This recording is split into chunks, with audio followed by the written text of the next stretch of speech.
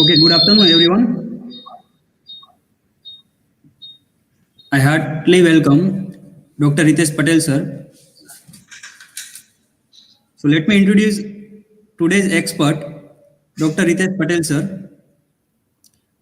Dr. Ritesh Patel, Professor and Head, Electrical Engineering Department, G.H. Patel College of Engineering and Technology, Vallabh Vidyanagar. Dr. Ritesh Patel, sir, completed his PhD from IIT Kanpur and Masters in Electrical Power Engineering from MS University of Baroda. He has more than 90 years experience in field of the teaching and research. Dr. Ritesh sir has authored 34 papers in various national and international journals and conferences. He has visited USA and Canada for various IEEE conferences. He was recipient of the prestigious IEEE Dielectrics and Insulation Society Graduate Fellowship Award in 2008 and the Pedagogical Innovation Award of GTU in 2020 for innovation in teaching learning methodology. He has been invited by various institutions to deliver expert talk on power system, nanodielectrics, research methodology, and engineering pedagogical. Today, he is going to deliver an expert talk on electrical characterization of nanodielectrics for power industry. Thank you, sir. Now, I would like to hand over this session Dr. Ritesh Patel, sir. Thank you. Thank you, Professor Kaushik, for a nice introduction. Very good afternoon to all the faculty members of SSAIT and the participants of this STTP. Before I proceed for my talk, I would like to take this opportunity to congratulate SSASIT once again for organizing such a wonderful STTP, where faculty members as well as students are the beneficiary of these all activities.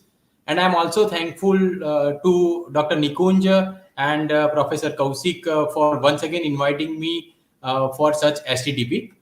Coming to the subject, I hope my PowerPoint presentation is visible to all. Professor Kaushik, I request you to verify whether it is visible to everybody or not, as it is live streaming. And if you feel that there is something wrong, let me know. Yes, sir. Yes, sir. Definitely. Yeah, thank you, Professor Kaushik. Now, coming to the topic, I'm going to discuss with you about the electrical characterization of nanodielectrics for power industry. As per the information I got from Dr. Nikunj and Professor Kaushik, that there are student participants as well as faculty participants. So I have divided this talk in three basic sections. In the first section, I'm going to discuss about what is the need of this topic. So I'm going to discuss the basics of a power system, where I will tell you specifically about insulation requirements. Now, once insulation is required, we need to check the characteristic of the insulation. So my second part will be the characterization of insulation. And the third part of the talk is completely for the research, because I'm going to discuss with you about incorporation of nanofeelers in the conventional insulating materials. So at the last part of this session, I'm going to show you something which is right now not going on in practice anywhere, but it will be the future of power industry, right? So let me go ahead. This is the presentation outline, where initially I will discuss power system basics and need of high voltage in transmission. And students as well as faculty members are already aware about these two topics, but I have included these topics in the today's session for specifically for the students. And I would like to also create the fundamental understanding and the convincing way of passing on these two important part with the students for the faculty members. we will then go for the polymer nanocomposite, where I will show you some photographs by which you will understand that how these polymer materials are used nowadays in power industry. And then later on, the applications of HV insulation. Now there are improvement of so many properties using the nanodielectrics, but considering the limitation of the time available for the today's session, I am going to discuss the resistance to surface degradation and dielectric strength. So for that, we have to go through the power system basic. Let me quickly tell you within 10 minutes about the fundamentals of the power system. You know very well that we have mainly three sections, three components of the power system. The first one is generation, second is transmission, and third one is distribution. We all are aware that generation is mainly to convert some form of energy into electrical form, because it is very easy for us to transmit the electrical power for very long distances. If we wish to transfer mechanical power or any other form of the power, then it is very much difficult to transfer the power even for few meters. Rather, if it is in the form of electrical, then we can transfer it for hundreds of kilometers, right? And that is why we convert any form of the energy into electrical form. Then in transmission, the second part, we transmit it over very long distances, and then whenever it is needed, we distribute it. Normally, this distribution is done nearby load center, where three-phase loads, single-phase loads are connected in a density, and wherever there is a density, we start distribution. So if I tell you about the components, these components are further subdivided into conventional and non-conventional. For the students as well as for the faculty members, you must be aware about these techniques of generation, like thermal, hydro, nuclear comes under the category of conventional, and these days we go for harvesting solar energy, wind energy, tidal energy, right? So that are the non-conventional methods. In transmission, we have primary transmission and secondary transmission, and in distribution, again, we have primary distribution and secondary distribution. The reason because of which I'm including these slides is to explain my requirement of the nanomaterials, the requirement of the insulating materials, right? If I tell you something more about the other sections of the power system, then you can see here, let me show you by my mouse. You can see here this generation, transmission, and distribution are the three sections that we handle. But before the generation, we have a fuel section here. This is normally not handled by the electrical people, but it is inevitable section before the generation. So you can include the availability of coal, transportation of the coal, then heating the coal for getting the energy, up to generator, right? Boiler, turbine, everything. At the end of the distribution part, we have consumption here. Now this consumption can be of any form, but for your information, most of the energy that is consumed in the country is mechanical in nature. So here we convert mechanical energy into electrical energy at this power station, and here after distribution we again convert the electrical energy into mechanical energy, but fundamental need is mechanical energy. Okay, and this is the simple explanation of what happens at the thermal power plant or any other power plant, where we have primary energy in the form of coal, then we convert electrical energy, so that is considered to be the secondary energy. Most of the transmission and distribution done in the form of this secondary energy, and then at the end, this end energy is whatever is our requirement, but as I mentioned, mainly it is mechanical energy. Why mechanical energy? Because around 70%, 65 to 70% of the power generation is utilized by the industry. Now, as it is utilized by the industry, most of the industries are having induction motors, and induction motors convert electrical energy into mechanical energy. Hence, the end energy is normally in the form of mechanical energy. If we proceed further, then this is the overall diagram. I will not take much time for this diagram, but just for your information, if I consider this building as SSASIT, that means your institute, right, your college, then it must be getting electricity from somewhere. Here I have mentioned only 2 power stations, Ukai and Uttran, because that are nearer to Surat. But it's not necessary that you are getting energy only from these 2 power stations, because we are in the era of interconnected power system, right? So this generation is done at the stations, then we transmit the energy. So this section, I hope you can see on your screen. This section is considered as a primary transmission, where most of the distance up to load is covered. Around 80% of the distance is covered over here, right? So this is a long transmission line. And as it is a long transmission line, in the next slide, I'll come to the point where we will discuss about why do we go for the high voltage, but major primary transmissions are done at the high voltage, right? So one station comes over here. This is considered to be the primary transmission substation or primary grid, right? And that is the first station after the generating station. After this station, it will be further subdivided, right? And will go in the other regions of that specific area or specific district. But then the voltage level is slightly down. Most of the time, this voltage level is 66 kV. In some of the cases, it is also 132 kV. So that 66 kV line will come to the next nearer center.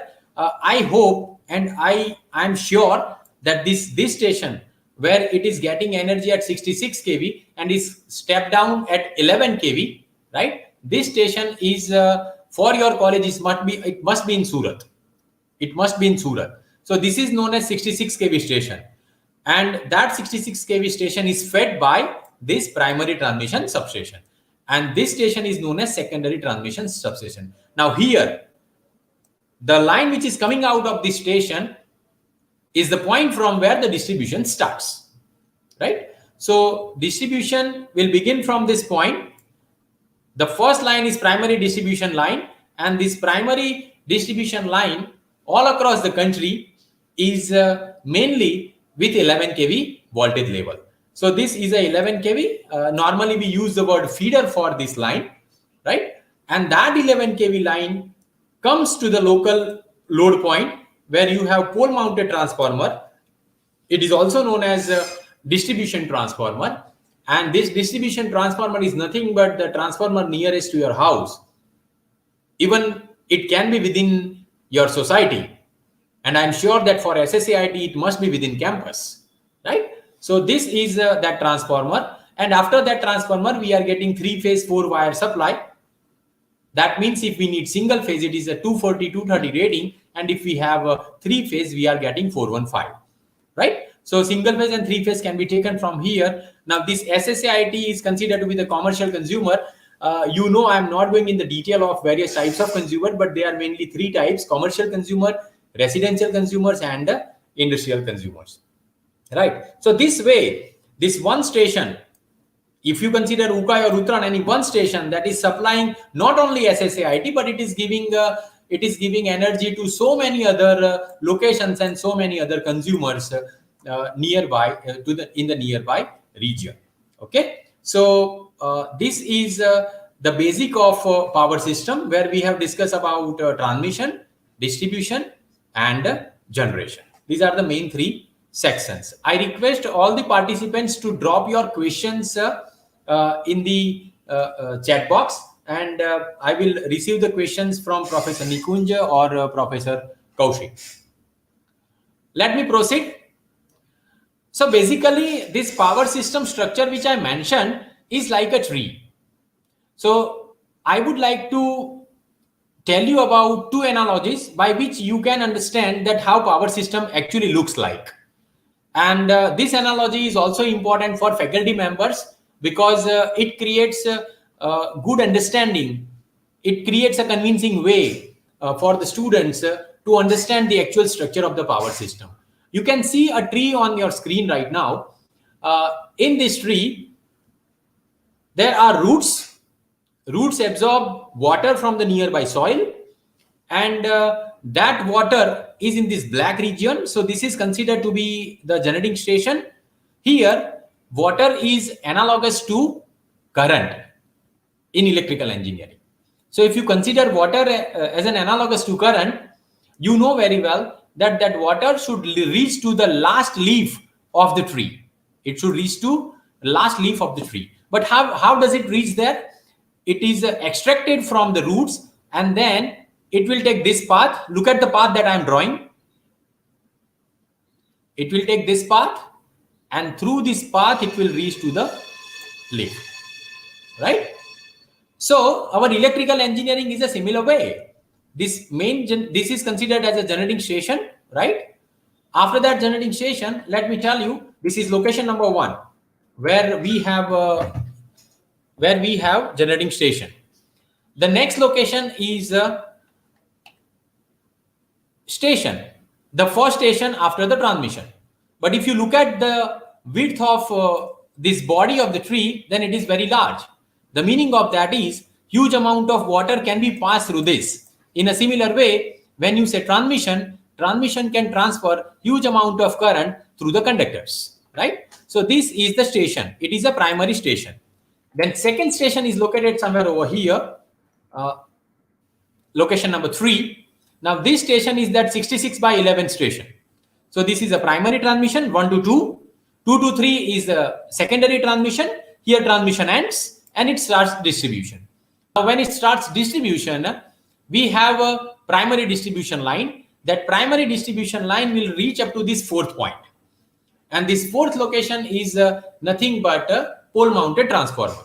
In other words, the transformer nearest to the institute or nearest to the house. And then from that 4th one, the energy is actually distributed either in single phase or in 3-phase connections to various consumers.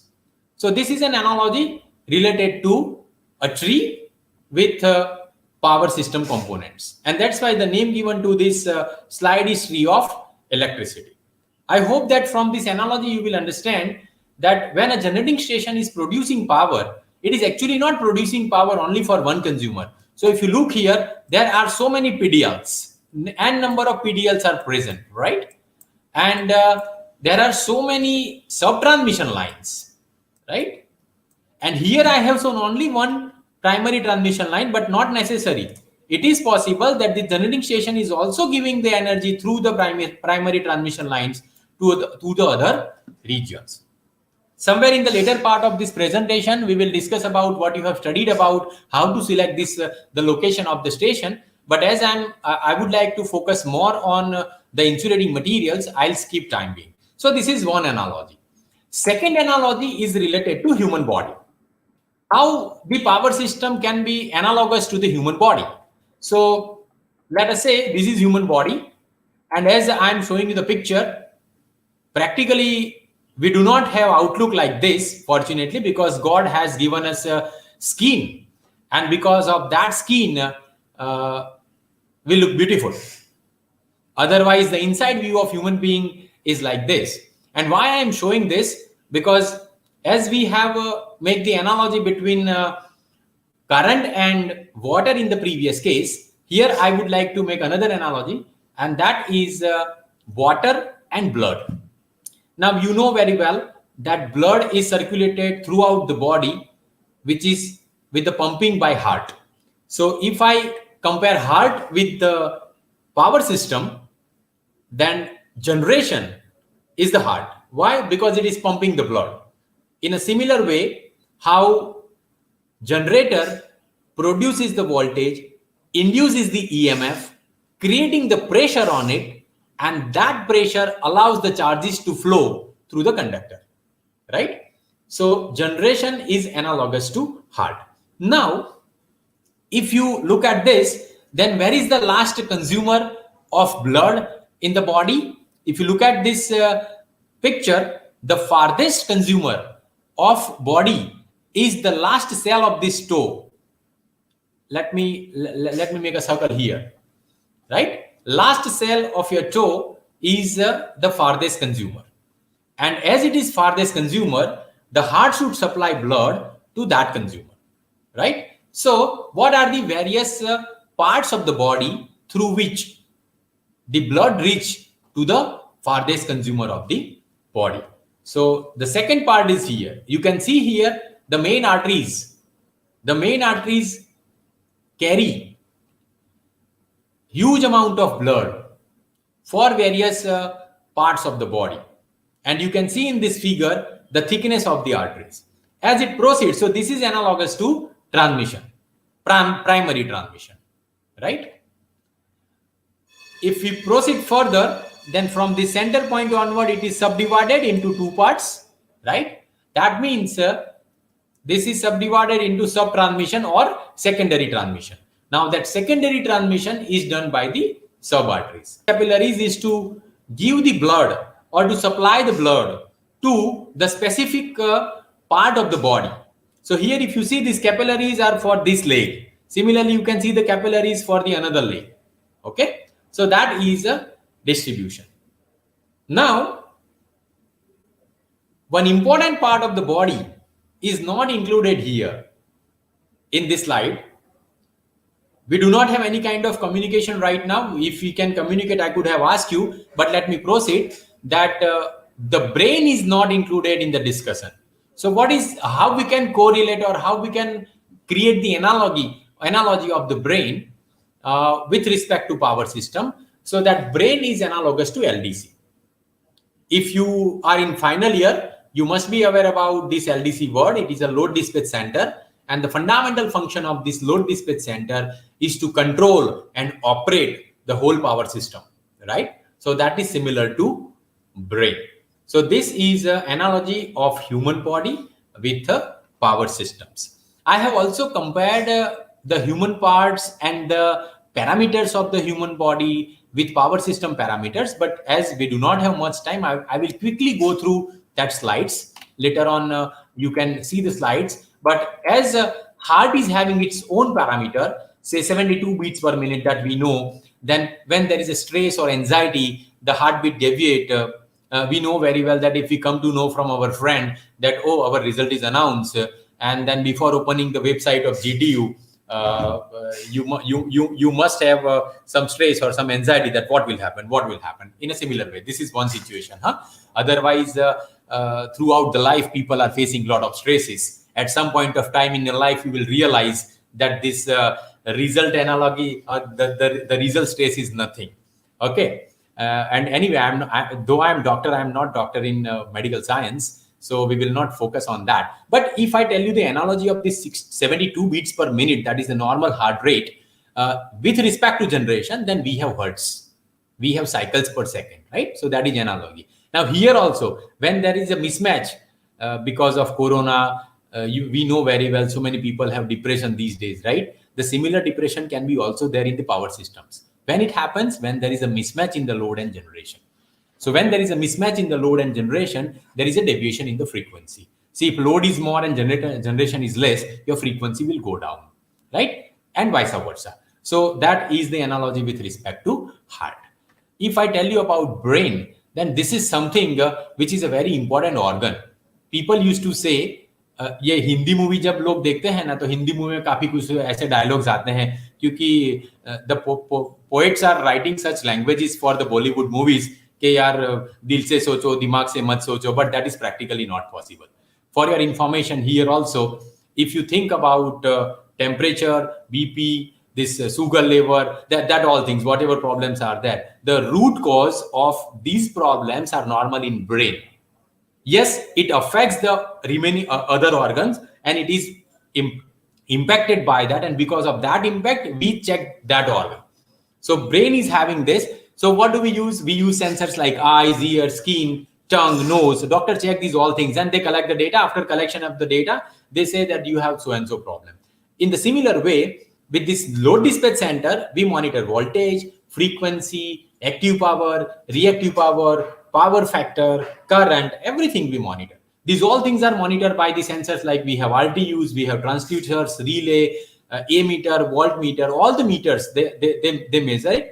And the signals are carried out by PLCC and fiber optics. So this is analogy between brain and load dispatch center. I'm going a little bit fast because this is not the topic of today's discussion. I'm creating the background to make you understand that what is the importance of insulation material in the power systems, right? So this is the human body. Let me skip this. This is the main arteries related to transmission, and then finally sub arteries, which is related to sub transmission or secondary transmission, and this is capillaries with respect to distribution.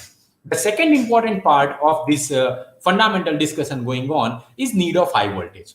काफी बार आपको भी students ने पूछा होगा या तो faculties ने students को पूछा होगा that what is the need of transmission, और हमारे पास सिर्फ एक ही आंसर होता है, and that is to reduce the losses. We do not have any other answers. Unfortunately that is not the only reason. Yes, that is main reason because of the high voltage, but there are 2-3 more important reasons than these for the necessity of high voltage. But one thing is for sure, that when we go for high voltage, yes, we can reduce the losses. Why we need to reduce the losses? Because we need to transmit the energy. Why do we need to transmit the energy? Because there is a demand for energy. If you look at the progress of our country in past decade, then you will come to know that there is an exponential growth in the demand of the consumers.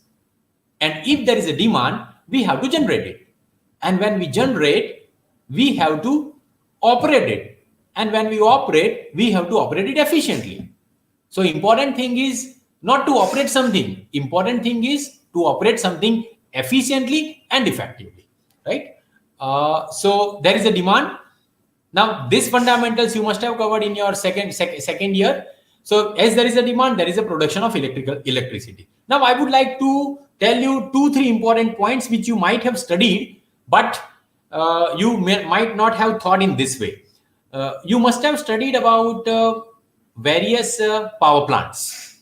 You must have studied about requirement of the electricity and generation of electricity. But suppose in your institute, there is interruption of the supply. Now, your institute is getting supply from Ukai station, for example, and say there is some problem in station itself. It is not generating electricity, and the problem might persist longer, say 2-3 days. So, will it happen that for 2-3 days your institute will not get supply at all? The answer is no, because if that is the case, my system is not reliable, isn't it? So, to increase the reliability of the supply, the very first thing that is normally done by the power system engineers is to go for interconnection. So if it is not available from Ukai, you will tell Kakrapar people to give it to you. If it is not available there, you may ask thermal power plant Gandhinagar or Sabarmati. If it is not available in Gujarat, you may contact MP people Maharashtra or from Rajasthan, right? The point I would like to tell you here is, if supply is not available at my premise, I can get the electricity from any corner of the country. The topic is not related to what is interconnected power system, why it is necessary, but our whole country is interconnected, right? So here, big power plants are there, and they are under most economic condition. So recall something. I always ask my students that have you studied choice of site selection for thermal power plant or choice of site selection for hydropower plants, right? And there we discuss. Even we do not. Sometimes students do not discuss. They mug up simply. They remember that 6 points which they used to write in examination for getting the good marks. I appreciate that initially, but you should think. You should think that they say availability of fuel, availability of water, availability of maintenance staff nearer to the load center. These all points are there, right? Unfortunately, when practically people choose this location, then these all points are sometimes become very much irrelevant. Why? Because if you go for the economy of the power plant, the location of the power plant it cannot be nearer to the load center. It cannot be. Say if you wish that you would like to erect a hydropower station in Surat, practically not possible. If you wish that the thermal power plant should be erected within the center region of the Surat, practically not possible. Why? Because cost of the land, and second reason is pollution, right? Even if you consider these two reasons, it is practically not possible. If you tell about nuclear power plant, then people will protest. If you go for installation of this kind of plants in nearby city, they will protest because of the radioactivity effect. So they are always far. They are always far from the station, from the load centers. The point I would like to make here is, when you go for economy, And when you go for environmental considerations, the power plants are always far from the load centers. I'm discussing these points right now to explain you the requirement of insulation. Do not forget our topic is insulation.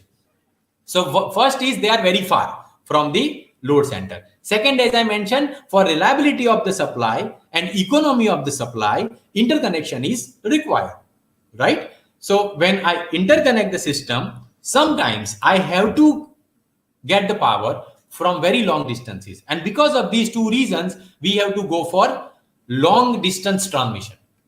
And as we need to go for long distance transmission, we have to operate it at a higher voltage. So transported over very long distances, and that's why we need high voltage, right? So first reason which you have been taught by your faculty members, and faculty members are very well aware about it, is to reduce the losses, right? I'm not going in the details of to reduce the losses and the other part, but second reason which is normally not taught to the students that I would like to highlight. But remember, this is the first point where I'm telling you about high voltage. Now, fundamentally, you must be aware that when we go for high voltage, we can also go for high current. But that is not the case, because practically power is multiplication of voltage and current. So if you increase the voltage, your power transfer will increase. If you increase the current, your power transfer will definitely increase, right? But we do not prefer high current devices or high current power transmission. We go for high voltage transmission. And the reason behind that is current creates losses. So if I go for high current, that is a continuous thing going to happen during the operation. But if I go for high voltage, I need to provide more insulation, right? So the discussion that I made so far is related to requirement of insulation. As you go for high voltages, you have to use insulation accordingly. And when you go for high voltages, you need to go for higher level of insulation. And when you need to go for higher level of insulation, you should also think about the stability of the insulation. You should also think about the property of the insulation. And that is why this talk is arranged, that how to characterize that insulation and what care we should take about the insulation. I'm not going in the details of this last part where testing of these all things is required to carry out. But I would like to tell you that second reason which I was mentioning. The second reason is this: the power that can be transferred through a line is directly proportional to square of the voltage, right? So if you increase the voltage, the power transfer capability of the system increases. Let me skip it, but I would like to show you important figures. Look here, if you go for 400 kV voltage level, you can transfer 640 kV, right? But if you go for 700 kV voltage level, you can transfer 2000 megawatt. You can look at the figures. The voltage is even not double, but the power transfer capability is more than 3 times. And this is the advantage because of which we go for high voltage. Third reason, which I have not mentioned over here, you can read in the books because that is not the topic of today's discussion, and that is to improve power system stability. Stability is also important. But this is the development across the world. We are not more concerned about the world because we would like to think about Indian system. So I would like to directly take you to the Indian system. Look at this diagram. In 77, we have gone to 220 kV. In 1990s, we have started with 400 kV. Somewhere in 2000 to 2002, that means new millennium, we have gone for the high voltage DC lines. For your information, we have lines of the 765 kV these days in our country, right? We have 800 kV HVDC line also, and 1200 kV is already tested. It's ready for the operation, but still we are not using this line for the long distance transmission. In future, it might be used for the same, right? So far, so here I finished my first part of fundamental understanding. Sorry, I took a little more time, but that was needed. Professor Kaushik, do we have any questions so far? If we have, I can give the answer to the questions raised so far, or else I will proceed for the next part. Yes, sir, but right now, not any questions from the participant. Okay. So it is okay, sir. Fine. Yes, sir. Yeah. So requirement, we have discussed about power system components. Transmission is a inevitable requirement of power system. It's required for transferring huge amount of power over very long distances. For that, high voltage is required, and for high voltage, insulators are required. Because for any system, any electrical system, it is the voltage which will decide the requirement of the insulation, and requirement of the current will decide the conductors, right? So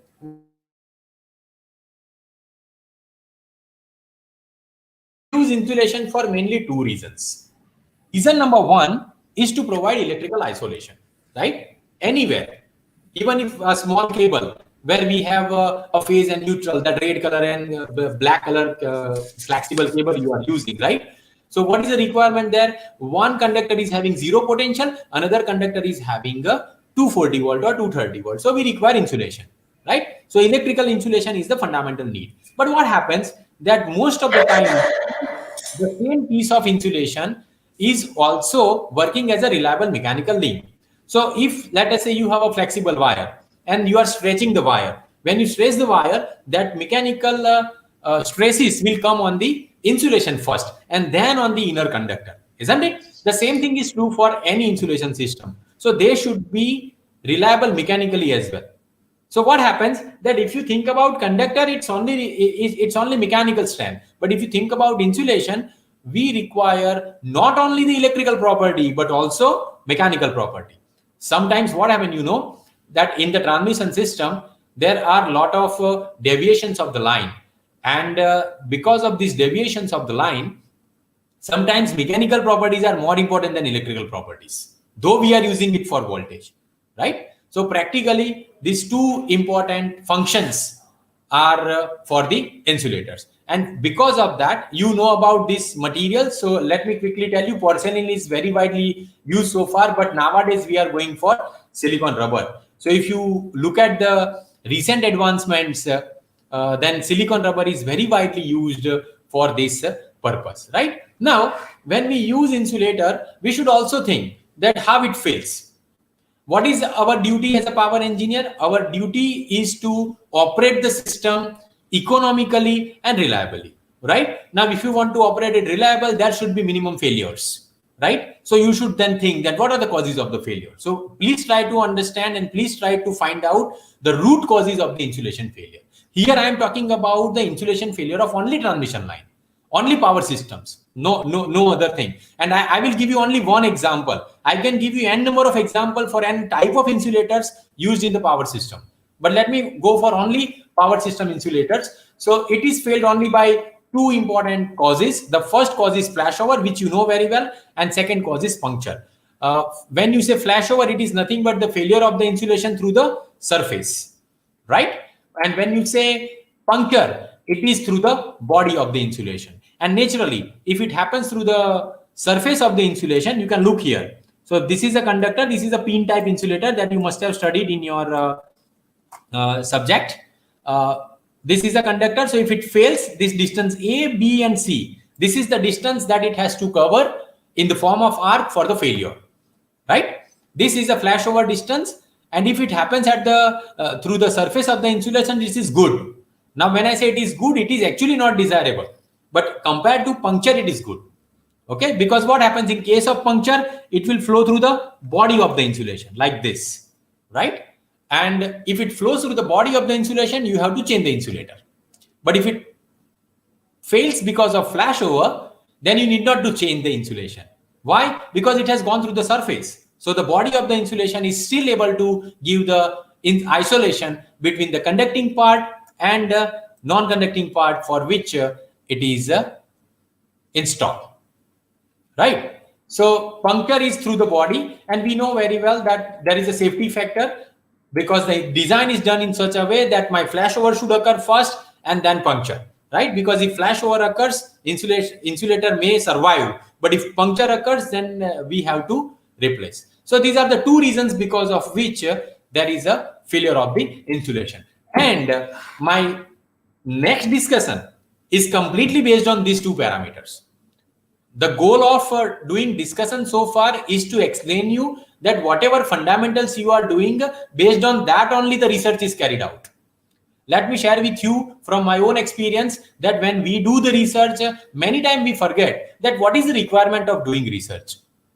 The research is required to come out with some good material, some efficient technology, some efficient methods. This is the purpose of any research, right? But what happened, that when we start thinking about research, we forget the fundamental issues. And that is why I have started with the basics. Insulator is required because of high voltage. And failure of the insulation is the major problem of power system. So if you reduce the number of failures, it can help the power system to operate very well. So if you want to reduce the failure, you have to think about causes. If you think about the causes, then you come to know that, oh, this is the cause, then I should do something for this.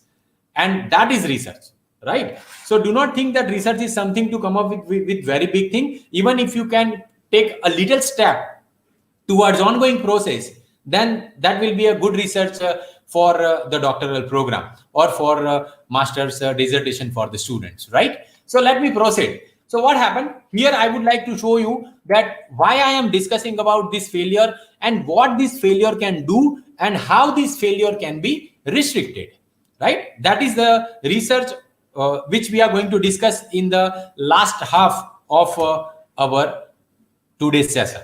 So this is the insulator. I hope you can see this animated line. This animated line is a surface. So if the arc flows through this part, then it will damage the surface. But if arc flows this second part, look at this second part, blue color line. If arc flows through this part, if there are two alternates, and if somebody asks me that which one is better, then I say second one is better. Why the first one is not better? Because if arc flows like this, then it may damage the surface. And once the surface is damaged, even at the lower voltage, you will get the another failure. But if the arc flows like this, look at this line. If it flows like this, then it is major section, major part, major portion of the arc flows or passes through the air. And you know very well that atmospheric air is God-given insulation. We need not to invest anything. It is completely free of cost. And that's why atmospheric air is used as an insulation is almost all the system. वैसे भी हम लोग इसी तरह से हमारी society में ये है कि जो मुफ्त में मिल जाता है वो हम ले लेते हैं. If I tell you a philosophical statement here, then most of the basic necessities of the human being is free of cost. So atmospheric is one of them. And when I say free of cost, it is God-given, right? So that God-given atmospheric air we are using as an insulation. Why I am sharing with you, look at these two pictures. Actually, flashover takes place in this way. Now, when it takes place in this way, huge amount of energy is produced. And that heat may damage the insulation of the surface. If that surface is gone, in that case also you have to replace the insulation. So हमारा try हमेशा ये रहेगा कि जहां तक possible है arc air में से फ्लो होना चाहिए, because air is a self recovery insulator. एक बार आर्क वहां से पास हो गया, air will regain the properties and will become insulation again, right? हाँ, so two things I have mentioned, puncture and flashover. Now focusing on this puncture and flashover, these are some of the photographs of puncture. Puncture may also occur at very high voltage. Look at this puncture. But if this happens, then you have to replace the insulation. There is no other alternate. और हम बोलने के लिए तो बोल देते कि replace the insulation, but it takes a lot of cost at the same time, lot of human efforts, right? And that is why we have to avoid it, right? Now I am giving you two pictures. From here onwards, we'll go for the nano. But before we go for the nano, you can see two pictures. In these two pictures, one of the figures measure the surface property of the insulating material, and second figure measures the volume property of the material. Let me compare this figure with my ongoing discussion. We have discussed about flashover and puncture. These are the major reasons because of which the breakdown occurs and insulator fails. Flashover happens through the surface. and puncture happens through the body of the insulation. So flashover is decided or will happen according to surface property of the material, and puncture will happen according to volume property of the material, right? So in these two figures, they look similar, but the connections are different. I am not asking you because right now we are going for one-way communication for justifying the topic. But if you have questions later on, we will solve it. This first figure is measuring the volume resistivity, and second figure measures the surface resistivity. For your information, not only the porcelain or silicon rubber insulator, but all the insulation has to pass through these two things. They should have good surface resistivity and good volume resistivity. If any of them is not good, see, if surface resistivity is not good, then it will fail through the flashover. If volume resistivity is not good, then it will fail through the puncture, right? So we have to go for these two measurements. And these two measurements, I will explain through the experiments that we have carried out at our institute. Some of them are carried out at our institute under the Laboratory of High Voltage Engineering at GCET. And some of the experiments I have carried out at IIT Kanpur, right? So I will proceed, but before I proceed for that experimental part, here little we are deviating little from our ongoing technical discussion, because we need to consider the requirement of the international policies also. We have to understand the international issues also, right? So right now, there is a trilemma of 3E. Once again, Kaushik sir, if we have received any question, I'm going to change my discussion from this slide onward. So if you have any questions, we can discuss. Or else I'll continue. Sir, yet not any questions from the participants. Kaushik sir, can we continue? Yes, yes, you can continue, sir. Okay, no problem. So we know, you must have heard a word called dilemma. Dilemma ये होता है in the current era that there is a marriage of a close relative in Surat, और फिर वो हमें invitation देने के लिए आते हैं. कोरोना का तो आपको पता ही है क्या हो रहा है, right? So there is a dilemma. What is a dilemma? Whether one should go to attend the marriage or wish through the mobile. This is dilemma. Marriage માં જવાનું કે નહીં જવાનું? નહીં જઈએ તો રિલેટિવ ને ખોટું લાગશે, અને જઈશું તો આપણને ઇન્ફેક્શન લાગવાની પોસિબિલિટી છે. This is called dilemma, right? Similarly, if we have three things to compare and then decide, then it is called as trilemma. So this whole world is right now going through this trilemma, specifically in the era of corona. The first is economy, second one is energy, and third one is environment. और इसमें क्या है पता है, कोई एक को बचाने जाएंगे ना आप, तो बाकी के दो प्रॉब्लम कर देंगे. अगर आप इकोनॉमी को कंसीडर करते हैं तो एनवायरमेंटल इश्यूज भी क्रिएट होंगे एंड एनर्जी ट्रांसफॉर्मेशन भी नहीं होगा. अगर सिर्फ एनर्जी को पकड़ के चलेंगे तो एनवायरमेंट भी डिस्टर्ब हो सकता है और ज्यादा पैसे भी खर्च करने पड़ सकते हैं. ठीक है? So hope you understand, this is a trilemma. इसमें से कुछ डिसाइड करना है कि ये ट्रायलेमा में से बाहर कैसे आए. Now the topic chosen is to give justification or to help all these three sections of E. E stands for economy, E stands for energy, and E stands for environment, right? And they all are interacted with each other. And this is the issue of 21st century, right? I'm skipping this part because energy consumption is always there. Global warming is the big issue because of the environment, for environment. And energy saving and environment friendliness is always expected, right? So we have to go for sustainable society.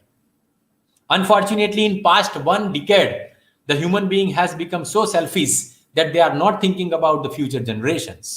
This is very much unfortunate part. So if you look at the disturbance in the environment or the cycles, right, atmospheric cycles, then that is very huge in past few decades. 20-30 years में तो बहुत हुआ है. Anyway, that's not the point of today's discussion. But yes, अब हो रहा है. Now in this case, if I tell you about materials, materials में there are so many materials. There are metals, there are polymers, there are composites, ceramics, everything is there. Our focus is on the insulating materials. And in insulating materials, we nowadays go for polymeric materials. So this is the progress, the evaluation since 10,000 BC to 2020, right? This kind of a deep curve is there somewhere in 1950s. The progress has reduced, and then again in last 20 years, last 2 decades, the progress has increased. Okay, but what do we use as an insulator? This is a simple classification of high voltage insulation. You know very well that in transmission we are using ceramic insulators and polymeric insulation. In polymer, again, there are so many types.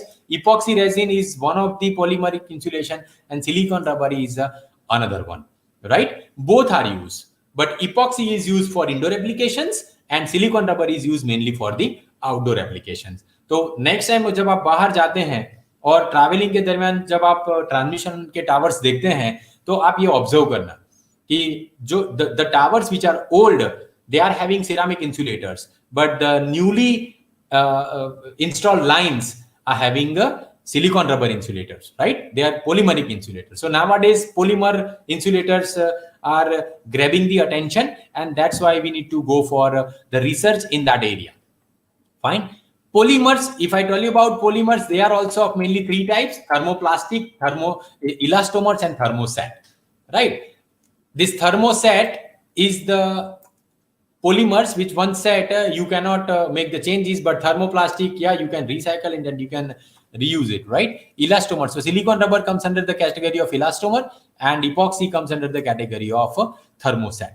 Why I am using only these 2 words or these 2 materials? Because these materials are very widely used as an insulation in our power industry, right? बाकी के सब use होते हैं, but उतने ज्यादा use नहीं होते हैं. So, as I mentioned about internal and this surface properties and volume properties, right? So, same thing. When corona discharge occurs, that corona discharge is external. If you see this cavity discharge, see, this is surface. This cavity discharge, if you see, that is volume.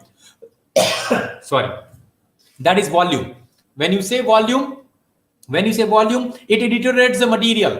और एक बार उसका failure आ गया, उसके बाद उसको आपको replace ही करना पड़ेगा, और कोई चारा नहीं है. Treeing is again the volume property, right? And these are the surface discharges. हाँ, इसमें कुछ अगर होता है तो थोड़े टाइम तक वो सस्टेन कर सकता है, right? If it is a surface discharge. So these are the various type of discharges. Our focus is mainly on 2. One is surface discharge, second one is a volume discharge, right? These are some of the pictures, the actual pictures. These actual pictures are for the epoxy resin, where you can see the structure like tree, right? And the branches we can see is the microscopic image, which can tell you that how the branches are initially developed, and then when it reaches to the next electrode, there will be a short circuit.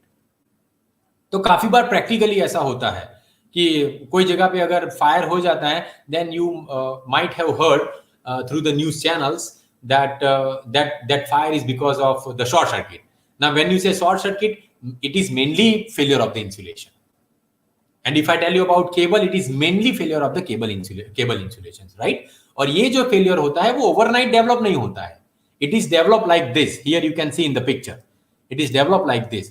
जब तक ये नीचे वाली जो branch आपको दिखाई दे रही है, जब तक ये यहां तक टच नहीं करती है, तब तक एकदम सिंपल ऑपरेशन चलेगा. But let us say as soon as it touch over here, it provides a highway for the current to go from the upper electrode to the lower electrode, and that is short circuit. So even if we can pre-detect that this is going to happen through some technology, then it is a big service to the society. Sorry, but I remember an incident that happened, I think 1.5 years back or 1 year back in Surat. आपको याद है सूरत में कोई tuition classes में कुछ आग लग गई थी, उसमें भी ये शॉर्ट सर्किट वाला रीजन आया था, and many students died during that sad incidents, right? So this short circuit may occur because of these kind of things. मैं आपको ये सब जो रिसर्च के बारे में बता रहा हूं, उसमें पैसे चाहे कितने खर्च हो, उससे कोई फर्क नहीं पड़ता है. लेकिन अगर वो एक शॉर्ट सर्किट को अगर आप अवॉइड करते हैं, तो बहुत सारे लोगों की जान बच सकती है, बहुत सारे इक्विपमेंट आप बचा सकते हैं, right? So this is the simple explanation of the surface and volume. Look at this red color ball and look at how it comes down from the top of the material. This is the first one, right? And this is the second one. Look at it. One is coming once again. One is coming through the air, and second one is coming through the surface. हम तो यही चाहेंगे कि surface से आए, लेकिन हर बार ऐसा होता नहीं है, इसीलिए इंसुलेटर की प्रॉपर्टी ठीक होनी चाहिए. So when surface erosion happens, this is surface erosion of silicon rubber. Look at the picture. It becomes like this and then it fails, right? So now let me focus. See, I said about the materials. Last part of my presentation now. In this last part, I will go a little bit quickly. I request all of you to concentrate in my words because I'm going a little quickly. And I understand that what happens to the listener when he has to listen continuously, and that is also in post-lunch session. It's very much difficult for the human being to concentrate. So let me also take some water, and I advise all the participants to take water so that we can have some little break. Kaushik sir, આ session થોડું ખેંચાય તો ચાલે? મારે બહુ બધી વાતો કરવી છે પણ અનફોર્ચ્યુનેટલી ટાઈમ નથી. Definitely, sir. We will try.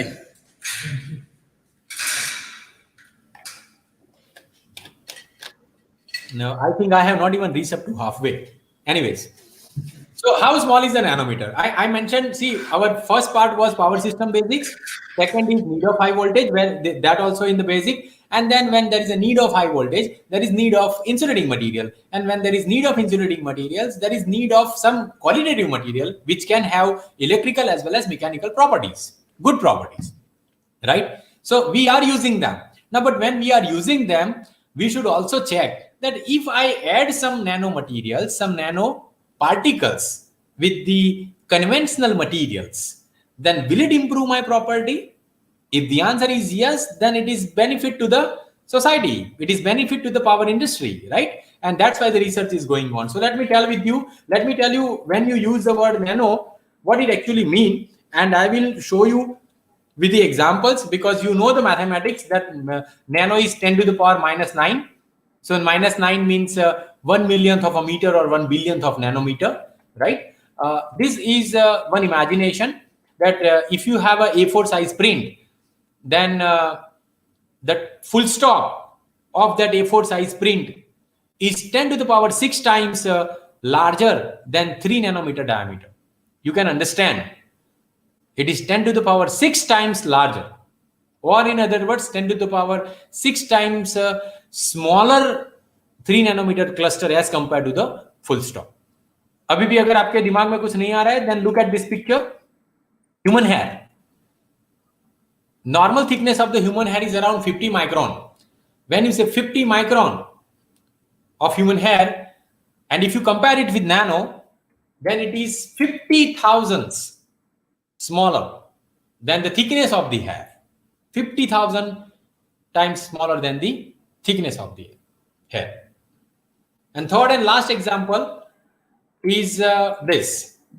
Look at this picture. The distance between Earth and Sun is 11 into 10 to the power 7 kilometers. This is kilometers, right?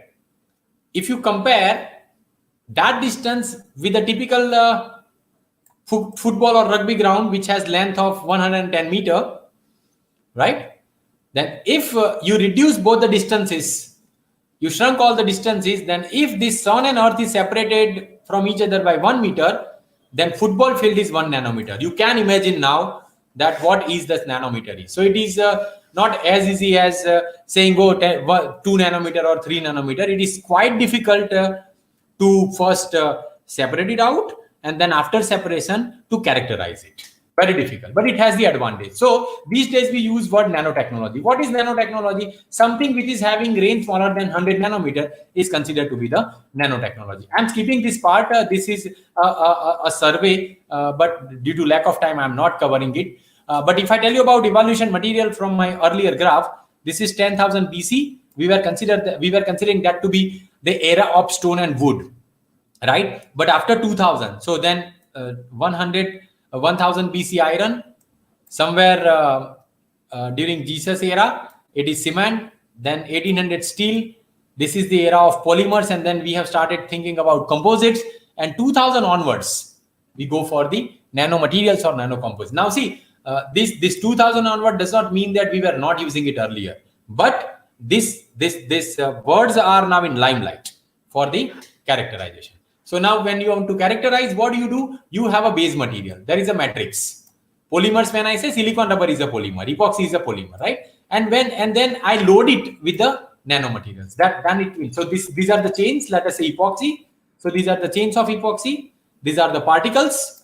When you add both of them with each other, they create this kind of structure. Right? Now, what is the advantage of doing this? Because this is a tailored material. You are injecting something within the base material, fundamental material, right? So what is the advantage? Okay, before we go for the advantage, what people are using these days, they use spherical nanoparticles. You must have heard about this word carbon nanotubes. They use carbon nanotubes, they use layered silicates. Now these all things are related to material. Our focus is not on the material. Our focus is on electrical characterization, right? And look at these pictures. These are the pictures of the nanoparticles. This is the picture of alumina which I have used during my research. This scale is the length of 200 meters. So you can imagine the size of the particle. That is naturally, most of the particles are less than 100 nanometer. Right? Why we would like to go for micro to nano? You must have heard about micro composites also. These composites are nowadays called as conventional, means because we are using it since at least 5-6 decades, right? So why we would like to proceed from micro to nano? The reason is this. I will take little time to explain this slide because this is the heart of uses of nanomaterials, not only in the power industry, but also in the all engineering sections, right? If you look at this slide, here you have 4 particles and the same filler content. When I say same filler content, you can consider this area, right? This area. This same can be subdivided into many particles, right? And then this is a filler area. White color which you see, this part is a base material जिसमें हमने particles को incorporate किया है, particles को अंदर डाला है हमने, ठीक है? But it is now established after 2 decades research that you can see a bluish region around the particle. Let me show it by this circle, this bluish region. This bluish region is known as interfacial zone. So what happens that the amount of this interfacial zone in microcomposite is very small as compared to the same zone in the nanocomposite. And it is said that the change in the properties of this interfacial zone is the key parameter because of which the nanocomposites have shown the improved property, improved characteristic as compared to the conventional microcomposite. Once again, not only in the power industry, but all the engineering sections, right? So as you go from micro to nano, the interparticle distance reduces. Look at this. This is called interparticle distance. दो particle के बीच में जो जगह है वो, that reduces, but interfacial area increases. So this interfacial area is the key parameters, right? I'm skipping this part. This is simple explanation of when we change the size of the particle or distance, how it increases. So look from here up to 10 to the power. यहाँ तक micro में थे हम लोग. But when we go towards nano, there is an exponential increase in the interfacial zone.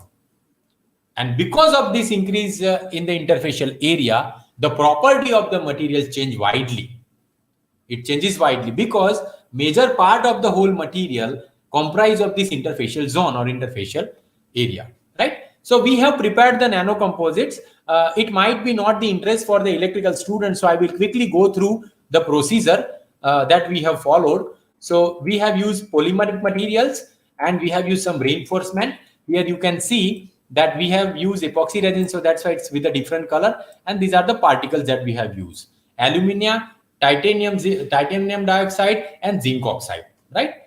These are the other particles that people use across the world for creating the nanomaterial. But it is established now that even with this lower content, अगर micro में आप 20%, 30% तक जाके जो property achieve करते थे, the same property nowadays can be achieved by hardly adding 1% or 2% maximum of the same filler loading, right? So that is a very big advantage because of which the nanocomposites are performing well better than the micro composite. So what we do, we take this, let us say, particle. That particles is added with the solvent. It is added with the solvent because solvent is having very low density, right? Then they are thoroughly mixed. This sonication is the process because by which it should be merged or mixed properly. Then epoxy resin is added. Again, sonication is done. Now, if you see this material, this beaker, then it contains particles and the epoxy material. But you do not see the particles as it was seen, as it can be seen in this first figure, because they are within the epoxy, and they are uniformly distributed throughout the volume, right? So then this solvent is removed through the desiccation, and then finally by adding the hardener, we normally cast. Now when we cast, this is a thermoset. एक बार hardener add करके उसके साथ आपने cast कर दिया, then it will become solid. You cannot even break it. Okay. Sir, sorry for interrupting. One participant asked questions. I would like to show these comments in our screen. Yes, sir. Visible, is it? Yeah. Yes. Could the charges be indeed injected from the electrodes into dielectric, which is sandwiched between the electrodes? If so, does the material still behave as a dielectric? Okay. I think the question is from Chinmay Jani. Yes, sir. Yeah. Thank you, Mr. Chinmay Jani, for your questions. Can I little bit deviate from my ongoing discussion? This is related to the capacitor. The question is, could the charges be indeed injected from the electrodes into dielectric? Let me tell you that dielectric is the material which can be polarized. And since our school days, it has been taught to us that all the dielectrics are insulators, but all the insulators are not dielectrics. So dielectric is the material which can be polarized. Now this polarization can do the movement of the charges within material, but there are mainly two types of movements. The first movement is, it is moving in a bounded manner. When I say bounded manner, not from one electrode to another electrode, but within the material, within the nearby region. So if you refer, I'm not going in the details, but if you refer, there are various types of polarizations like electronic polarization, dipolar polarization, space charge polarization, and because of these all polarization, the charges may move, but there is a restricted movement. But the charge which you are asking, can be injected from the electrode, if that charge reach from one electrode to the another electrode, then that charge is a free charge. For your information, the amount of this charge is very less because most of the dielectrics are having very good insulating properties. So it can be injected, but when you inject it, it will, if it reaches to the next electrode, then it is a charge responsible for conduction. And if it is not able to reach to the next electrode, then it will be there only, and it might contribute to the polarization process. But if it is related to insulator, then being a power engineer, we wish that charge should not go from the one electrode to another electrode. And material will definitely behave as a dielectric till that charge is creating the complete breach between the two electrodes. I hope you understand. जब एक electrode और दूसरे electrode के बीच में पूरा breach बन जाता है, उसका मतलब ये हुआ कि वो जो पाथ है ना, वो कंडक्टिंग हो गया, और अगर वो पाथ कंडक्टिंग हो गया तो वो फिर इंसुलेशन ही नहीं रहा जिसके लिए वो हम कर रहे हैं काम, right? So material will definitely behave as a dielectric, but up to certain extent. It should not breach the electrode. That is the point, or that is the answer to your question. If it breaches the electrode, then it does not behave as a dielectric, right? If it does not breach the electrode, then it will perform its duty as a dielectric. I hope I have given you the answer. If you are not satisfied, you can still ask the questions further. And thank you for your question. Sir, one more comments from the same Chinmay Jani. Let us show. Yes, what is sir. the difference between macroscopic and microscopic approach to the characterized dielectric material? Can I go further? I think somewhere at the end of my presentation, this question will be addressed, right? Okay, sir. No problem, sir. No problem. Yeah. But what happens? There is one mod where they are using the word micro nano. When you say microscopic, it is in the range of 10 to the power minus 6. When you say nano, it is in the range of 10 to the power minus 9, right? But some of the researchers have started looking at the combined property by not only incorporating nano in the material, but both of them together. That is micro nano. And some of the people using this word macroscopic for that, right? Any more questions, Professor Kaushik? No, sir. Yet not. Okay, so I will proceed. We do not have much time. Okay. Yes, So okay, sir. so this is the material preparation process. Okay. Here there is a video which shows you power of nano. Why power of nano? Because I mentioned about I mentioned about that small particle. अब कभी-कभी ये लगता है कि यार इतना बड़ा volume है, उसमें से 1 नैनोमीटर 2 नैनोमीटर के पार्टिकल डाल देंगे, वो भी 0.5% 1%, तो क्या फर्क पड़ता है? लेकिन फर्क बहुत पड़ता है. जो फर्क बहुत पड़ता है उसको समझाने के लिए ये वीडियो मैंने यहाँ पे रखा है. I don't know why I'm not able to play. Yeah, look at this video. This is a frog and there is an insect. That insect is analogous to nano and frog is the material.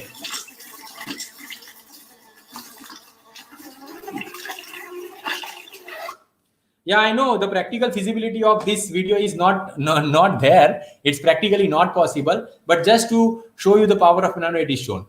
Coming to the characterization, the last part of my presentation, there are various properties which can be improved by the nanodielectrics. You know about all these properties electrically: permittivity, voltage withstand, breakdown, conductivity, dielectric loss factor, PD resistance, right? Space charge accumulation. These all are the properties, but I have focused only on two properties, two important properties, because that properties decides the performance of the insulating materials in practice, right? And that two properties are the breakdown and the surface. And this is just for your information, those who would like to continue their research. Now from this point onward, I will also give you some ideas if you would like to continue your research in high voltage side in electrical engineering. These are the basic applications that is already started.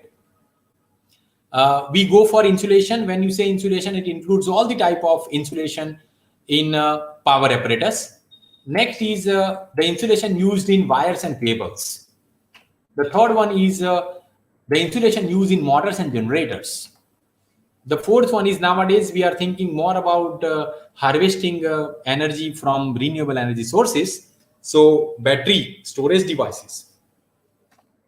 Next is, nowadays people also go for this electromechanical systems, micro electromechanical systems, right? So that can be also done.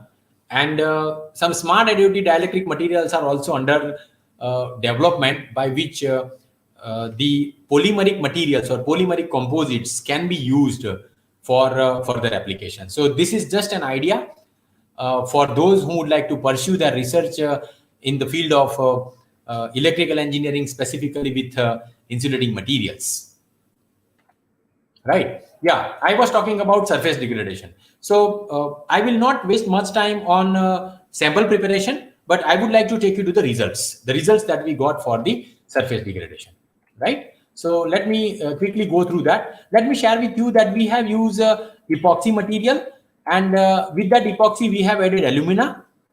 Alumina ke saath this AAR stands for as received. As received means the particles are purchased from the company. The company is having its own procedure, right? And then that purchased particles are directly added to the epoxy. That is as received. Second one is heated. So this heated is nothing but when we get the particle, we heat the particle somewhere around 200 degree so that moisture and other content can be removed. And then after heating it, we mix it with the epoxy. And the third one is coated heated. This coating is on the particle.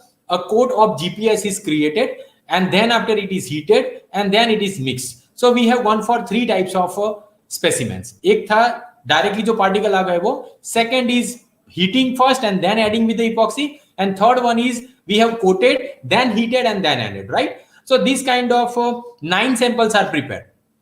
3 with Al2O3, another 3 with titanium dioxide, and third 3 with zinc oxide. I am not going to show you all the results, but I will show you the results of only alumina, and the same results are also observed for the remaining particles, right? So this is process. As I said, I would like to skip the process because that is not much interest for the electrical people, and we are already running out of time, right? So what we have done then after preparation of that, let us say this is a sample. On this sample, an electrode is kept, and then high voltage is applied on this electrode. Now, when you apply the high voltage, they will try to flow through the surface of the material. So it will give me surface property. Look at this. The charges will try to dissipate. It will try to deteriorate because of the application of a high voltage, right? And when it deteriorates, this is the actual photograph. The normal camera photograph. When I say normal camera, it is the SLR camera. Through SLR camera, this is the photograph. ये जो centre में आपको दिखाई दे रहा है वो है आपका इलेक्ट्रोड, और ये जो व्हाइट कलर का पोर्शन है ना वो डिग्रेड हुआ है, राइट? और ये जो पोर्शन दिखाई दे रहा है एक्जेक्टली विजिबल नहीं है, बट ये जो ट्रांसपेरेंट पोर्शन आपको दिखाई दे रहा है, that portion is non-degraded. हाँ, what is our purpose? We would like to check surface property. Surface property check करने के लिए हाई वोल्टेज अप्लाई किया. हाई वोल्टेज को वहां पे वोल्टेज देने के बाद कुछ देर तक रखा, and then we try to understand the degradation of the surface, right? That is the experiment that we have carried out. And this is the setup of GCET. We have also carried out the same at IIT Kanpur, but this is the setup of GCET. You can see these yellow color things which you see is the material. ये electrode है, और यहाँ पे आपको जो violet colour का दिखाई दे रहा है that is degradation. वोल्टेज इतना दिया था कि वहां पे हीट प्रोड्यूस होती है. और कोरोना में आपने पढ़ा होगा, अभी जो कोरोना चल रहा है वो नहीं, इलेक्ट्रिकल वाला corona. Electrical corona is characterized by violet glow, right? So that is one form of corona. So it is a violet glow. Heat produce होता है, डिग्रेड होता है. चलो देखते हैं आगे कि इसके बाद क्या हुआ. So this is computational, not of much interest. या these are the results. You can see the blue line. Look at this blue line. ये जो blue line आपको दिखाई दे रही है, that blue line is the line of material without testing. We call that to be virgin sample, जिसके ऊपर कुछ test नहीं हुआ था. फिर 3 घंटे सप्लाई वोल्टेज अप्लाई किया. After application of the voltage, that sample is again checked for the surface property. There is something called laser profilometry. So LSP stands for laser surface profilometry. This device is having ability to find out the digs on the sample which is of the micron size even without touching the surface, right? तो ये जो red colour का आपको दिखाई दे रहा है, that is after 3 hours. मतलब क्या हुआ कि नजदीक वाला पोर्शन जो है ना, ये यहाँ पे एक खड्डा आया, यहाँ पे डिग्रेडेशन हुआ, ठीक है, after 3 hours. Then this is a depth of profile after 3 hours, but now this is for the nano field. जो Al2O3 डालने के बाद जो सैंपल बना है वो ऊपर आप जो देख रहे हैं वो है neat epoxy without nano, right? So here you can see both of them. The degradation is more in case of neat epoxy. After that, we have gone for 9 hours. So this pink color is for 9 hours. We have further gone for 15 hours. Black color is for the 15 hours. As we increase the time, the degradation increases. But if you compare the degradation of nano and neat epoxy, then nano gives better results. And this green color is finally 18 hours. We have gone up to 18 hours, right? And then for if you find out this region, if you calculate the area mathematically, ये जो area आपको दिखाई दे रहा है वो, that area is nothing but the degraded area after 18 hours. If you compare the same area for nano, so this is volume eroded. ये सिर्फ एक ग्राफ बनाया हुआ है, उसके कुछ सैम फोटोग्राफ भी लिए थे. मैं ये सब में अभी नहीं जा रहा हूँ. SAM is scanning electron microscopy. It is a tool for knowing the degradation. But ये ग्राफ finally आया. You can look here. This is the graph for nano, micro and neat epoxy, right? फिर same procedure हमने की, वो जो heating किया था और उसके साथ कोटिंग भी किया था. So this graph is finally important. Here it is observed. Red color line. That red color line is with heating and functionalization, means coated. उसने सबसे अच्छा रिजल्ट दिया. ब्लू कलर जो आपको दिखाई दे रहा है वो नीट इपॉक्सी है, बाकी सब इन बिटवीन आते हैं, राइट? तो हुआ ये कि the erosion of the material is less for the nano, right? But हुआ कैसे? Why it happens? So for that we have established the theory. You can look at this picture where you can see that when degradation starts, that try to degrade this surface. अब यहाँ पे देखो, मैं एक छोटा सा zoom करके इसमें आपको दिखा देगा. यहाँ पे अगर आप देखो तो when the degradation has to degrade this epoxy part, then first it has to face this particle. The point is, the particle behaves as a barrier against the surface degradation. बीच में पार्टिकल आ जाता है तो उसके नीचे जो epoxy है या तो उसके पीछे जो इपॉक्सी है वो इपॉक्सी डिग्रेड नहीं कर पाएंगे. वो क्यों नहीं कर पाएंगे? Because particle behaves as a barrier, right? And that's why this is for nano and this is for micro. Micro में भी कम हुआ है लेकिन नैनो में ज्यादा कम हुआ है, right? Because the inter particle distance is small और नंबर ऑफ पार्टिकल्स भी ज्यादा है, right? So this is surface degradation, the first part. Let me skip this. These are the results of the other researchers all across the world with the same. Okay. So the conclusion is when we add the nanoparticles, it improves. When we heat it and then add, it further improves. When we heat, then coat it and then add, it will improve in a appropriate manner as compared to all the previous cases, right? So this is these were the conclusions. The second part and the last part of my presentation is dielectric breakdown strength. यही चीज breakdown strength के लिए भी की. पहले वाला जो मैंने आपको पार्ट बताया वो था surface degradation, surface property, right? अब ये जो मैं बता रहा हूँ वो breakdown. Breakdown means volume property. It will break the material for this property. So this setup is used. Cylindrical electrodes लिए, बीच में sample लगाया and then we have applied the voltage. ठीक है? After application of the voltage, we have drawn the plots and you can see the plots over here. This is the plot with micro, this is the plot with pure, and this is the plot with nano. So nano is better than micro. In some of the case it is not better than the pure materials, right? And these are the Weibull characteristics. Those who are doing research in electrical engineering, when there is a probability function and when there is a mod dispersity or mod wide range of the results, it is always better to use Weibull method for plotting your results. This is not true for electrical, but anything. I'm telling you in terms of electrical engineering, right? So these are the various properties and plots. That is, these are not my results. These are achieved by the other researchers all across the world, right? The first result, that's what we have achieved. Okay. So if you understand by this graph, this is the improvement that is seen in the AC breakdown strength and DC breakdown strength of polypropylene. This is for polypropylene, right? The same thing is true for LDP. LDP means low density polyethylene, XLP, cross-linked polyethylene, epoxy, silicone rubber. In almost all these kind of things has been observed. But see, still it is not established कि क्या हो रहा है. So this area is again even right now open for the research, right? Even if you can get improvement of few percentage, that is a very big help to the research community in terms of your contribution for the nanomaterials, right? So these are some of the conclusions of the breakdown strength study. Let me tell you the final part and then I will conclude also. Professor Kaushik, I am going to conclude in 5 to 10 minutes. Will it be fine? Okay, sir. If it is no, I can stop here. This is my own way to carry out the sessions. मेरे बच्चे जब मुझे कहते हैं कि sir आज बहुत पढ़ा है, छोड़ दो, तो एक दो बार करते हैं, हर रोज ऐसा नहीं करते. और आप लोग तो पहली बार मिल रहे हैं तो कर सकता हूँ मैं. Okay sir. लेकिन एक तो मेरे पास जो इन्फॉर्मेशन है ना वो शायद लोगों के पास नहीं होगी, इसलिए मैं शेयर करना चाहता हूँ कि ये जो yes, sir. के बारे में how it can be benefit to the nation. So may I take 5 minutes more? Yeah, no problem, sir. No problem.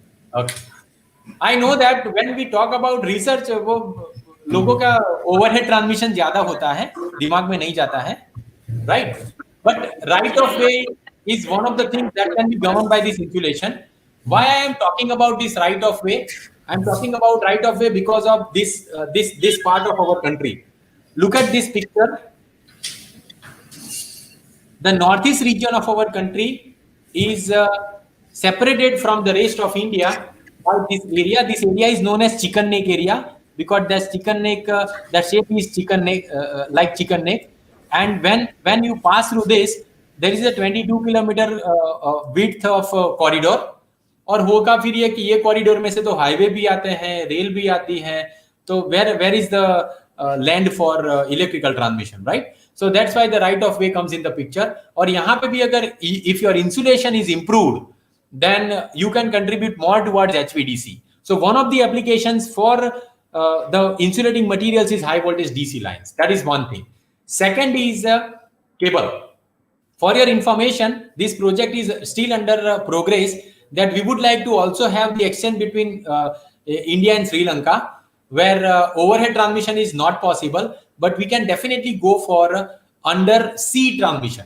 So this is the proposed route for undersea transmission. Now, when you go for undersea transmission, we have to go for cables. And when we go for the cables, insulating materials comes in the picture. So whatever I have explained, whatever materials that I am talking about, that can be used for insulating materials, right? But still with these all considerations, या कोई मुझे पूछ रहा था ना अभी कि nano और मैशो में क्या होता है? In case of nano, we first identify the application. थोड़ा रिवर्स इंजीनियरिंग करना पड़ता है. पहले एप्लीकेशन आइडेंटिफाई करो, फिर प्रैक्टिकल यूज देखो, उसके बाद उसकी प्रॉपर्टी चेक करो, फिर मटेरियल को कैरेक्टराइज करो. And when you characterize this material, you should check effect of micro, effect of nano. Initially it is simulated and then it is practically prepared. So this is the way. I am showing you this way for those who would like to continue their research in the area of insulating materials, electrical materials. This is the way normally through which we should go, right? And for this, these fundamentals are important. So these are the fundamentals, these are the application, and both are bridged by these electrodes, right? I'm skipping this part, but here is the list of improvement that has been already observed by researchers. मैंने दो improvement आपके साथ discuss किए, एक तो breakdown strength और दूसरा surface degradation. लेकिन PD resistance, space charge behavior, cracking resistance, permittivity, dielectric loss, these all things are I'm not saying that they are already done 100%, but most of the things are done, but still there is a room for improvement in that, right? So these are the things, this is what people have achieved and what can be done, right? So last part, the future perspective is we can go for the nano materials, but for that we have to go for key technology. We have to think for large capacity, efficiency, life also. These are the research perspective I am giving you at the end of the presentation. Only material is not important. Sustainability is also important, right? But this nano have certain drawbacks also. Hopefully over the period of time, these drawbacks will be removed from the system, and that is agglomeration. हम nano डाल तो देते हैं, लेकिन एक कोने में जाके सब नैनो इकट्ठा हो जाते हैं, and that creates a problem for the materials, right? So dispersion of the particle is very important.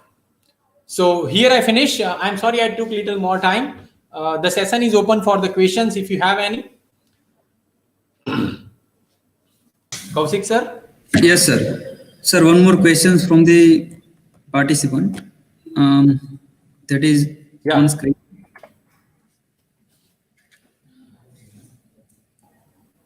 Which are the basis of end point or life criteria for nanodielectrics? Okay. This is again question from Chinmay Jani. Yes, sir. Yes, sir. I guess that this fellow is having a lot of interest in doing PhD under this area.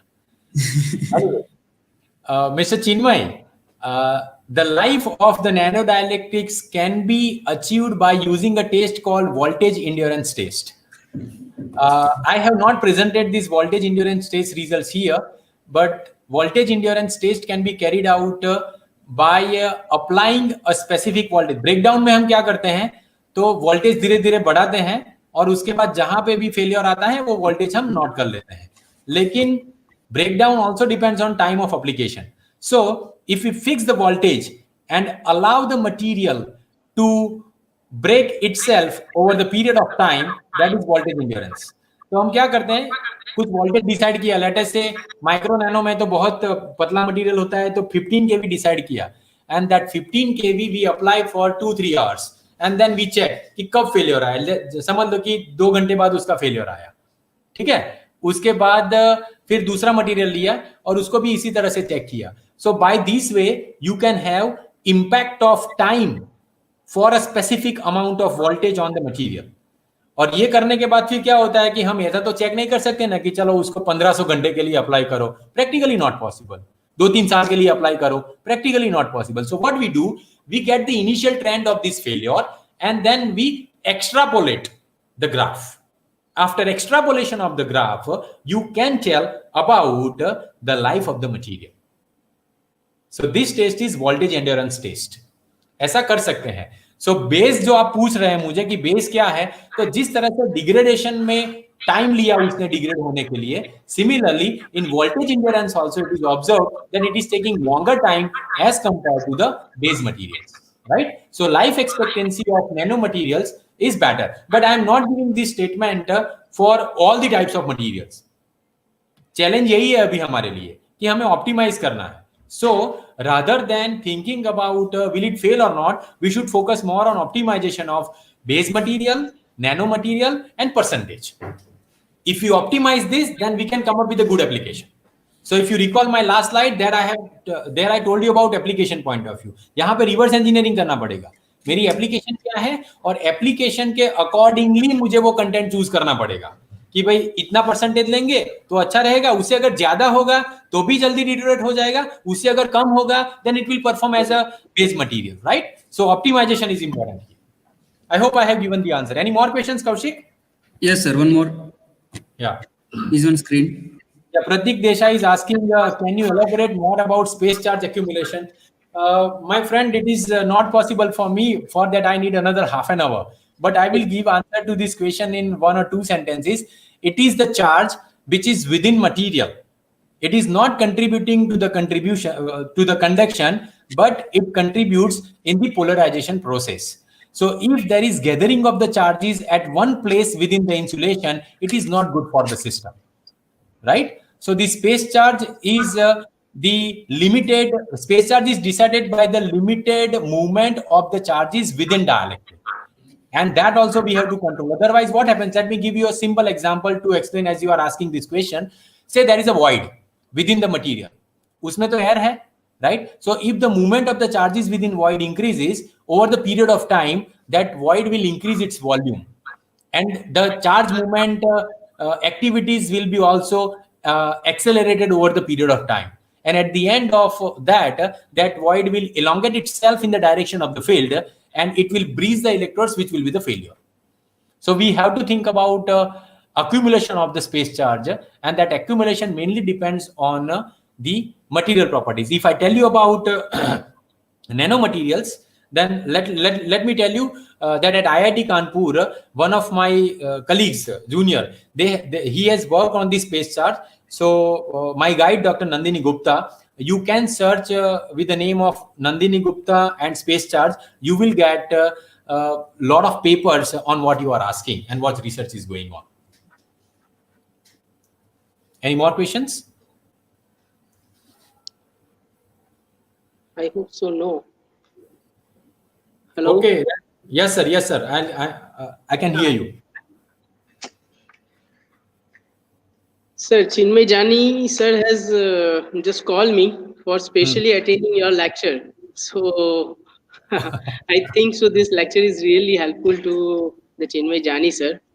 Thank you. Thank you. For his research. And just we find out is there any more questions? Okay, sir. Within just wait for a minute.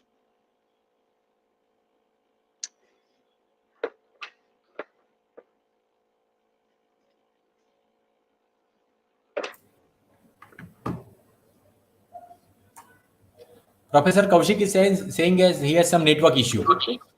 Okay. It's okay. It's okay. I advise all the participants that see, when this kind of when this kind of sessions are arranged at the cost. Okay. Hello. Yes, sir. I am audible, sir. Yes, you are completely audible. Okay, sir. Sir, thank you very much. for accept our invitation and spend your valuable time with us. And you have really give us the best explanation in the nanotechnology. And I hope so in future it may be a pico technology is comes into the picture. And I have also find out the new research area that you have suggested us that the nanotechnology is possible to reduce the size of the insulation, and it may Right. be it's reduce the size of the entire system. And I am specially working in machine area, so of course there also the large amount of insulation is required, and which is responsible for the size of the machine. So by Right. applying the nanotechnology we can reduce the size of that particular machine. So I hope so that presentation is really helpful to all researcher, all faculty members, and all students. Thank you, sir. Thank you very much once again. Thank you, Is there sir. any? Yes, sir. Yeah, that's one thing I would like to pass on to the participants, Yes, please. that if they have any kind of confusion related to this, you can see my email ID. You can drop your questions. If due to a lack of time we are not you are not able to ask and I am not able to address. Right, anytime you can contact. And thank you, Dr. Nikunj, for inviting me for this STTP. And it is a really wonderful experience always to talk with the faculties and students in terms of such seminars. In fact, it is a win-win situation for both. Right, when I prepare this presentation, I also remember a lot of things from my PhD, and I've also checked what is going on in the all across the world about the research. And on the other side, students as well as faculty member get new ideas to continue their research for their PhD program. Right, so the purpose of such STTP is to pass on the knowledge among the academic community, and that's what you are doing. I really appreciate your job of organizing this activity and inviting me for the same. Thank you so much, Dr. Nikunj. Thank you, sir. Okay. Okay. So with this, we will end this session. Bye. See you and take care, all of you.